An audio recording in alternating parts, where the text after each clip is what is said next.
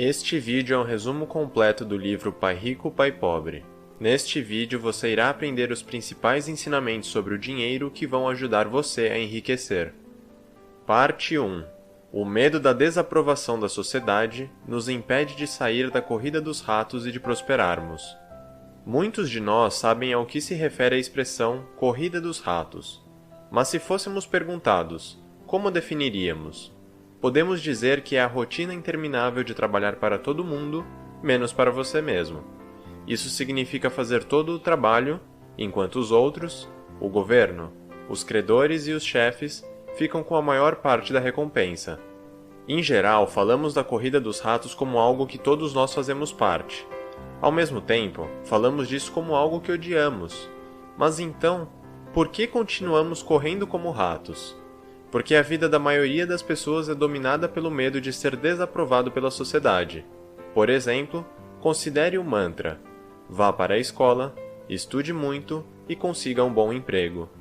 Nós ainda ensinamos esse mantra, apesar de ser um conselho ultrapassado, fundado em ideias antigas de nossos pais. Naquela época, era provável que você conseguisse um emprego logo depois da faculdade, trabalhasse para a mesma companhia por décadas e conseguisse uma aposentadoria confortável. Porém, atualmente, essa não é mais uma receita garantida para uma vida livre de problemas financeiros ou da pobreza. A verdade é que você pode estudar muito, entrar em uma boa escola e conseguir um trabalho bem remunerado. E mesmo assim, não ver um crescimento financeiro, porque você ainda está preso na corrida dos ratos. Seus chefes, não você, estão ficando ricos com todo o seu trabalho árduo. No entanto, ainda acreditamos e seguimos esse mantra com medo de violar as expectativas que nos foram impostas desde o nosso nascimento. E qual o resultado disso? Podemos estar evitando a pobreza, mas certamente não estamos ficando mais ricos. Parte 2. O medo e a ganância podem levar pessoas financeiramente ignorantes a tomarem decisões irracionais. Quando se trata de dinheiro, todos, prósperos ou não, experimentam duas emoções básicas: ganância e medo. Se você tem dinheiro, provavelmente se foca em todas as coisas que poderia comprar, ganância. Se você não tem, você se preocupa em nunca ter o suficiente, medo. As pessoas que são ignorantes em saber administrar suas finanças estão mais propensas a deixar essas emoções conduzirem as suas tomadas de decisão. Por exemplo, digamos que você acabou de ser promovido e recebeu um belo aumento de salário. Você poderia investir esse dinheiro extra em algo como ações e títulos, o que faria você ganhar dinheiro com o tempo, ou você poderia se presentear com novas compras, com um novo carro ou uma nova casa. Se você é uma pessoa financeiramente ignorante, é aí que as emoções tomam o controle. O medo de perder dinheiro é tão poderoso que impede você de investir em ações ou outros ativos por causa dos riscos percebidos, apesar desses investimentos trazerem riqueza no longo prazo. Ao mesmo tempo, a ganância lhe inspira a gastar seu salário maior com um estilo de vida melhor. Por exemplo, comprando uma casa maior, o que parece uma opção muito mais real e segura do que comprar ações de uma companhia.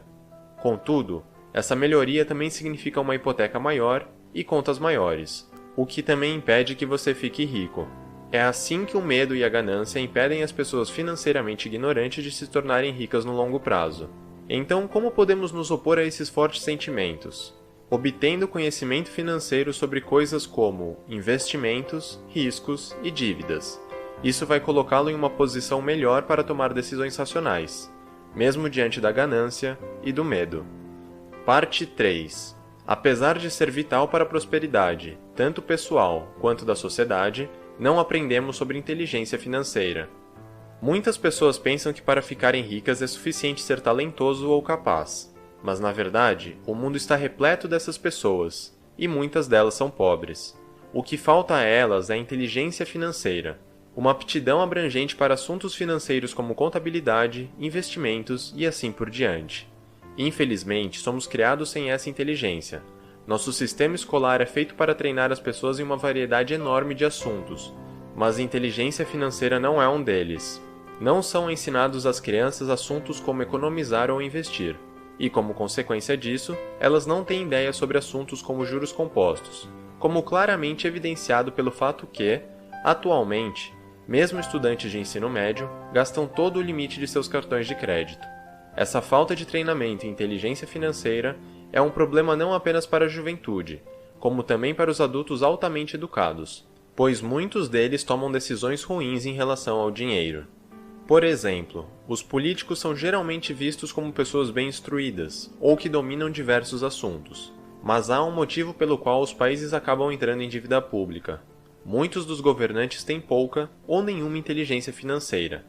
As pessoas normais também podem ser espantosamente ruins em lidar com questões monetárias, como foi evidenciado pela falta de planejamento da aposentadoria.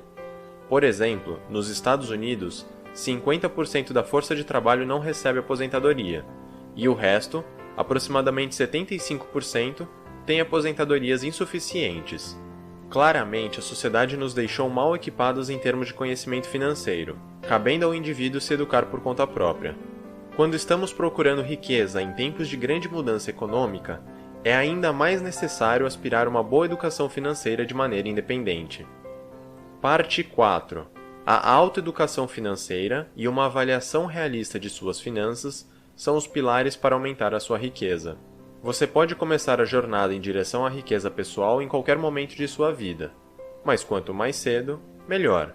Se você começar aos 20 anos, é muito mais provável que você se torne rico do que se começar aos 30 anos. Independentemente da idade, a melhor forma de começar é analisar as suas finanças, definindo seus objetivos e, então, adquirindo a educação necessária para alcançá-los. Primeiro, olhe honestamente para o seu estado financeiro atual. Com o seu trabalho atual, que tipo de renda você pode esperar agora e no futuro? E qual tipo de despesas você pode manter de maneira sustentável? Você pode descobrir, por exemplo, que aquele novo carro que você vem sonhando simplesmente não pode ser comprado.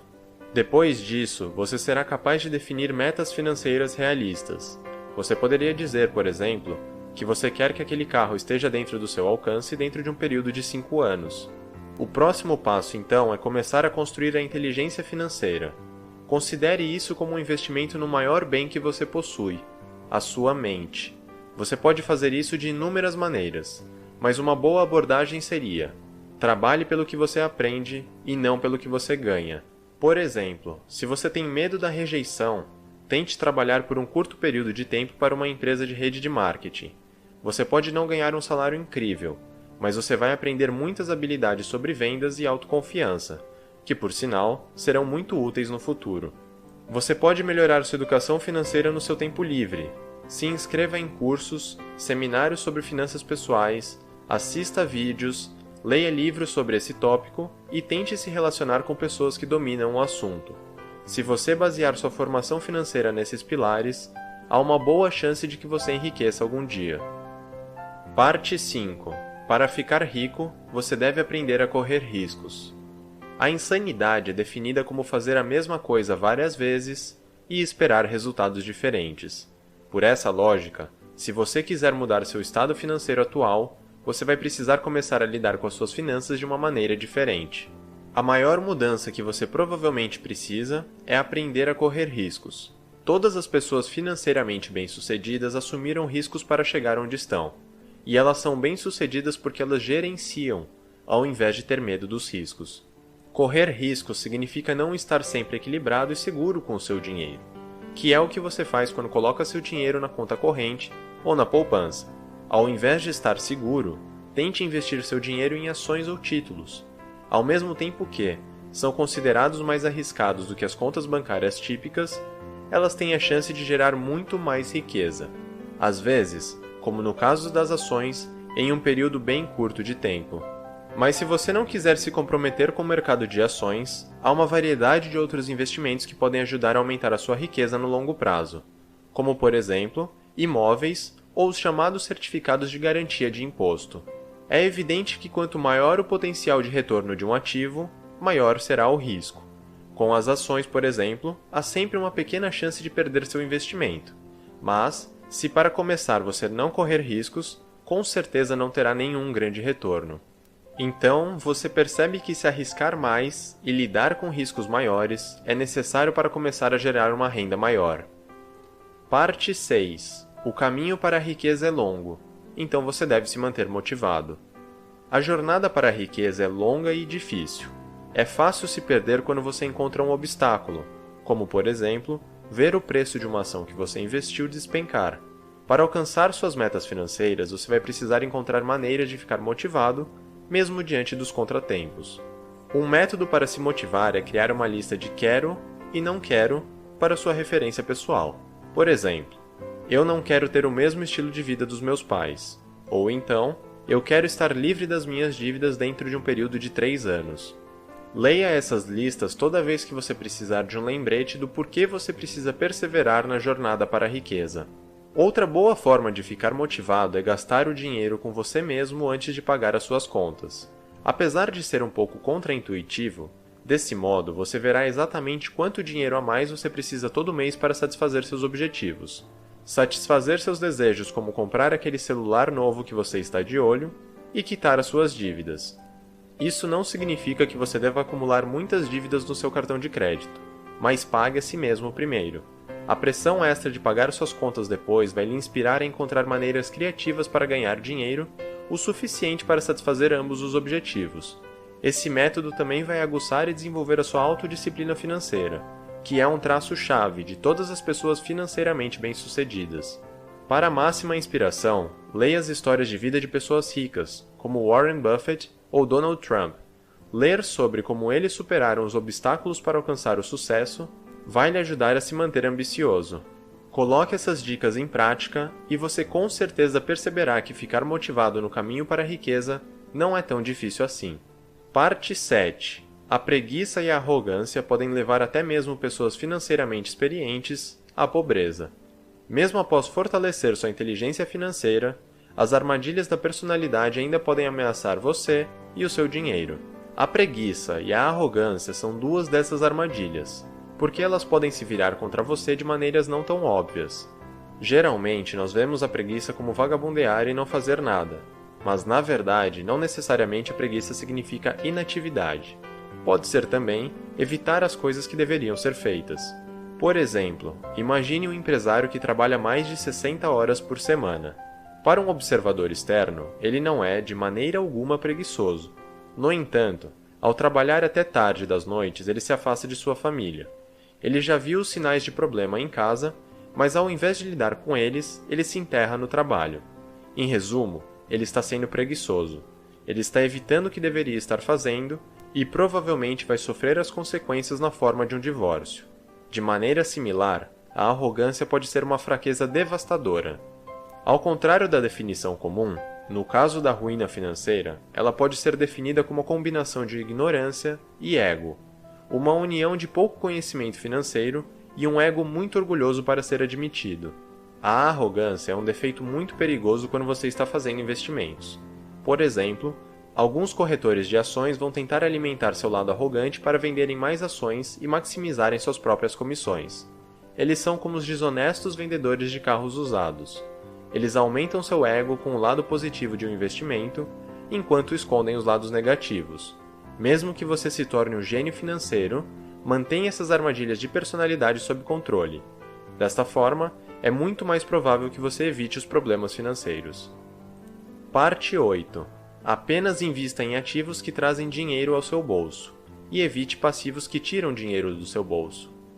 Saber a diferença entre um ativo e um passivo é fundamental para garantir que você está tomando as decisões corretas sobre os investimentos. De maneira bem simples, um ativo é algo que gera dinheiro para você, enquanto que um passivo tira o dinheiro de você. Dessa forma, fica claro que é muito mais provável que você enriqueça se investir em ativos. Os ativos incluem negócios, ações, títulos, fundos de investimento, imóveis para geração de renda, receitas de direito de uso de patentes, propriedade intelectual e qualquer outro ativo que gere renda, valorize ao longo do tempo e possa ser vendido a qualquer momento. Quando você investe em ativos, o seu dinheiro se torna seu empregado, trabalhando para criar renda para você. Quanto mais empregados você adquirir, melhor. O objetivo é conseguir uma renda mais alta possível do que as suas despesas, e então, reinvestir a renda excedente em mais ativos, colocando ainda mais dinheiro para trabalhar para você. Infelizmente, muitas pessoas confundem ativos com passivos. Por exemplo, em geral, uma casa é considerada um ativo, ou um bem, mas, na verdade, ela é um dos maiores passivos que você pode ter. Comprar uma casa geralmente significa trabalhar sua vida inteira para pagar uma hipoteca de 30 anos, impostos sobre a propriedade e custos de manutenção. E isso acaba ficando contra você de duas maneiras. Primeiro, é garantido que você terá um grande valor retirado da sua renda todo mês pelos próximos 360 meses. Segundo, essas 360 parcelas poderiam ter sido investidas em bens potencialmente mais lucrativos, como ações ou imóveis para serem alugados. Garantir que você sabe a diferença entre um ativo e um passivo significa que você será capaz de julgar com segurança no que investir o seu dinheiro e o que evitar. Parte 9. Sua profissão paga suas contas, mas é o seu negócio que vai fazer você se tornar rico. Muitas pessoas consideram a sua profissão e o seu negócio uma coisa só. Quando se trata de finanças pessoais, no entanto, há uma diferença fundamental. Sua profissão é qualquer coisa que você faça 40 horas por semana, que pague as suas contas, pague o supermercado e cubra os seus custos de vida. Geralmente, ela lhe dá um título específico: contador, vendedor, etc. Por outro lado, seu negócio é o que você investe tempo e dinheiro para ajudar a crescer seus ativos. Uma vez que a profissão apenas cobre as suas despesas, é improvável que ela sozinha vá enriquecê-lo. Para alcançar a riqueza, você precisa construir um negócio enquanto trabalha na sua profissão. Por exemplo, um chefe de cozinha que cursou uma escola de gastronomia e sabe todos os truques do comércio. Embora sua profissão, cozinhar, forneça dinheiro suficiente para pagar o aluguel e alimentar a sua família, essa pessoa ainda não está enriquecendo. Portanto, ela investe em um negócio, imóveis. Todo o dinheiro que sobra cada mês, ela investe em comprar ativos que gerem renda, apartamentos e condomínios que possam ser alugados. Ou então, considere um vendedor de carros que investe a renda restante de cada mês no mercado de ações. Em ambos os casos, as profissões oferecem renda o suficiente para sobreviver mensalmente. No entanto, ao colocar a renda extra em seus negócios, essas pessoas também estão aumentando seus ativos e progredindo em direção à riqueza. Sua profissão geralmente financia seu negócio no início. Por isso, é sensato manter seu trabalho até que o seu negócio comece a mostrar um crescimento sustentável. Quando isso começar a acontecer, seus ativos, e não a sua profissão, se tornarão sua principal fonte de renda. E isso sim é, de fato, o sinal da independência financeira. Parte 10. Entenda o Código Tributário para diminuir os impostos que você paga. Todo mundo sabe que os impostos diminuem o seu dinheiro, mas muitas pessoas não se importam em descobrir como podem diminuir os impostos que pagam. Há muitas formas de fazer isso legalmente. Uma maneira de reduzir a tributação é investir o seu dinheiro por meio da cobertura de uma empresa. Se você investir por meio de sua própria organização, o dinheiro é taxado de maneira muito mais branda do que se você investir em seu nome próprio. Quando você é um empregado, você recebe o seu salário, é taxado e então tenta viver com o que sobra. Por outro lado, quando você está protegido pela sua empresa, você recebe, investe ou gasta tudo o que puder ou quiser e então é taxado apenas sobre o que restar. Nos Estados Unidos, as companhias têm outros benefícios também. Por exemplo, dívidas e passivos são colocados em nome da empresa e não do proprietário, o que limita as perdas em caso de investimentos que deram errado. Assim, não é surpresa que as corporações possam ajudar as pessoas a enriquecerem mais rápido. Há também outras formas de diminuir seus impostos. É apenas uma questão de se educar sobre as muitas brechas e benefícios do sistema tributário do país. Ao se conscientizar de como o sistema funciona em seu país, você pode ser capaz de reduzir legalmente a quantidade de dinheiro que o governo tira de você. Resumo final. Por não sermos ensinados sobre inteligência financeira na escola, cabe a nós, como indivíduos, desenvolvermos esta característica por conta própria. Provavelmente, nós vamos apenas nos tornarmos ricos ou financeiramente independentes, uma vez que tenhamos um forte QI financeiro, um negócio próprio, uma empresa para reduzir os impostos e uma mente ambiciosa para nos apoiar. No final, o que você investe na sua mente é o que determina o seu sucesso, porque a sua mente é o ativo mais importante em qualquer situação financeira.